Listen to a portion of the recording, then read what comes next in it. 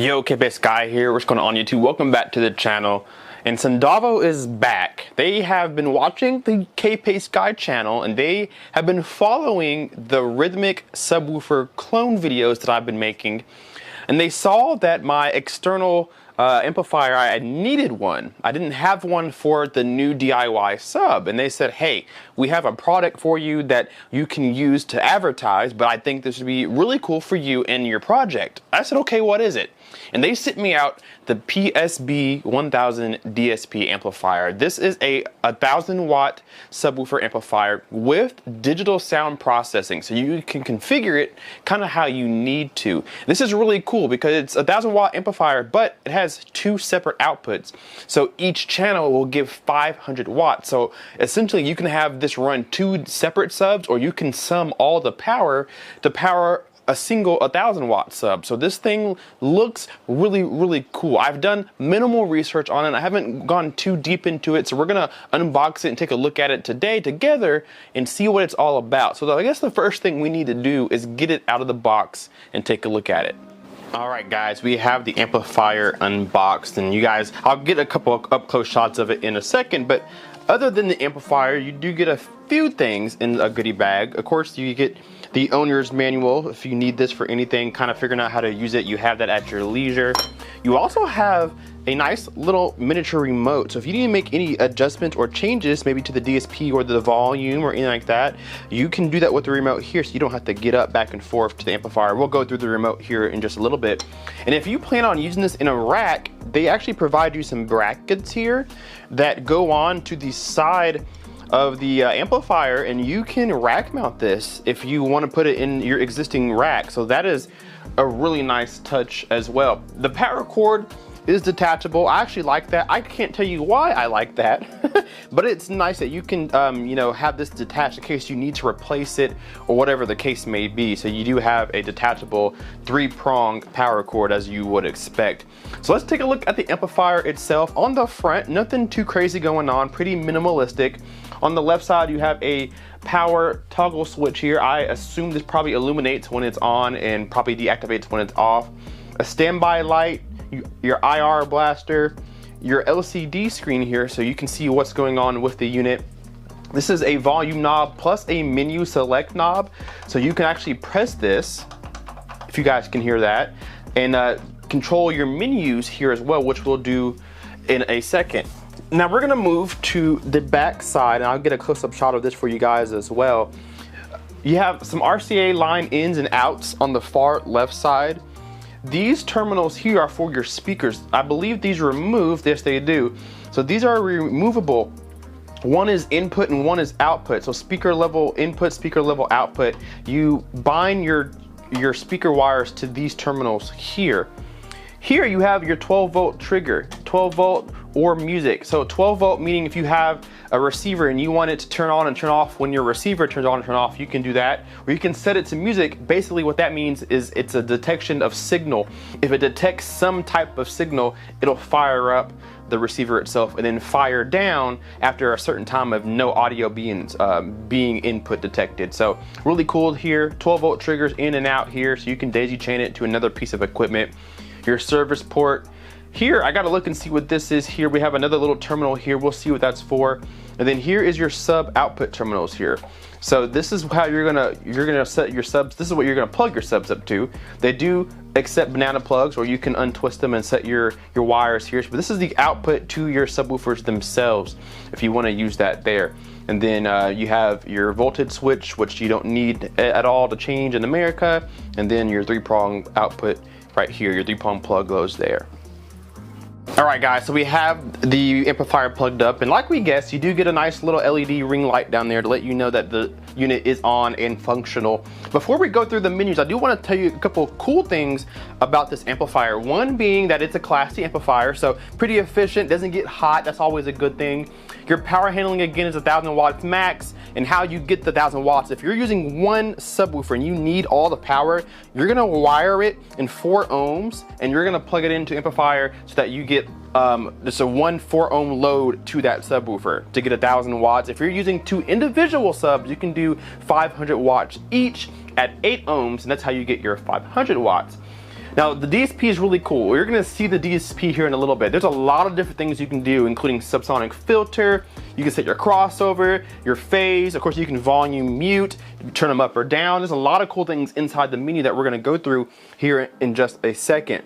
And then, like I said, it's made to be built into a rack. So if you have a 2U rack at home, you can put those brackets on and mount it right into the rack with your existing equipment. So that is really nice to see. So let's go through some of these really cool menus. The first one you're seeing right now is just your master volume. This is how you can turn up or down the subwoofer. And that's really nice so that you can kind of configure it how you want to. Set it at maybe 0 and then let your receiver or your preprocessor calibrate, and it'll change the volume that it needs to be changed. But you can do it directly here as well. The next menu is your subsonic filter, and this is really nice too. If you have a subwoofer that doesn't dig very deep, you can kind of limit some of the low bass extension to protect it at high volume. So let's say your sub's rated down to 26 hertz. Well, you can set anything under 26 to roll off rather quickly, or maybe not even play, so that at high volumes you're not damaging any of your subs or any of your speakers. So you can set that for individual subs or for just one. Now, presets are really nice. So if you have different modes, if you listen to music a lot and you also watch movies, you can set, I think, maybe 3 presets so that you have fast access to whatever mode you need to worry about. So that's really nice to see. So if you have a night mode, you can listen to night mode. If you're home alone and you want to blast it, you can change it to maybe music mode or whatever you want to do. So that's really nice to see. Next menu is your phase. So you can set this from 0, I think, up to like 315 degrees. And so this is really nice to really help dial in your subs with the rest of the system.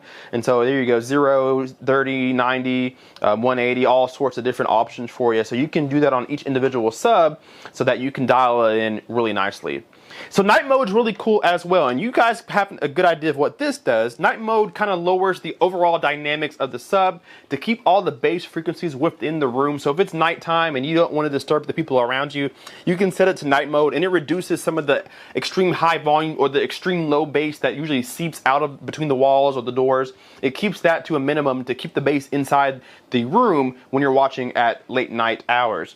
Next menu here is the auto off option. So if you don't detect a signal, if you're not running the 12-volt trigger, you want this to turn off automatically. You can set how soon it does that depending on how long it doesn't sense a signal. So 5 minutes, 10 minutes, so on and so forth. I would just turn it on 5 maybe. So your mode select, LFE or sub. So sub mode is the normal operation of the Soundavo, and what this does is allows you to use the internal crossover built in to the unit itself. And so if you are using maybe like a stereo amplifier or something like that, maybe a 2-channel setup with a sub, you want it in this mode and you can set the crossover here. But if you're using maybe a receiver or a preprocessor and you want to use the crossover built into your preprocessor or amplifier, you can bypass the one that's in here by setting it to LFE mode, meaning your Odyssey or your MCACC or your Dirac Live, that will handle the crossover with that software instead of what's built in here. So that's nice to see. Now this is how you control your external trigger. If you want your 12-volt trigger to be active, you can have it on or you can turn it off. Next is your lock mode. So if you don't want your little ones playing around with the button, changing all your settings, you can lock it so that they can't do anything. Your memory store, so like I said, you can set presets and then store what you have already here so that you can access whatever you need to quickly without having to set it over and over and over again. And this does get software updates, so you can update this if they ever send anything out over the air. And then you're back to your volume options here. So really intuitive, not really hard to use, but has a ton of cool DSP features to really tune your subwoofer to the rest of the speakers that you are going to be using. So really cool piece of equipment.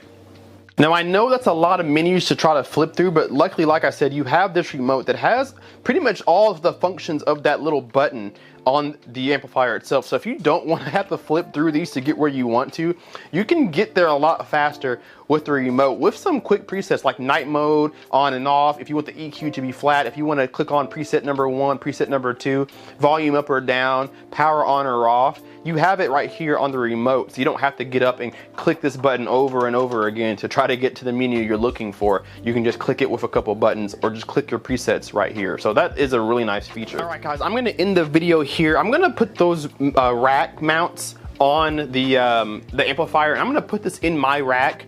and I'm gonna plug it up to my DIY Rythmik clone sub. If you're not familiar with what I've been doing, I made a DIY home theater sub using Dayton Ultimax 15s, and I mimicked the Rythmik subwoofer that I own because I love it so much, but they cost so much. So I decided to try to build my own, which I think I achieved successfully. So I'm gonna plug this amplifier up to the rack and hook it up to my current Rythmik sub and take a listen to it and see what I think about it. And then we'll do another follow-up review with you guys, telling you how it sounds, how easy it to use, does it play loud, would I have any problems, whatever the case may be. I'm gonna leave that in a second review video. So down below in the comment sections, I want you guys to tell me, based off this video, how cool do you think this amplifier is? Do you think it's feature rich? Do you think it's worth the money? I'll put the price tag up somewhere in the video if I haven't already.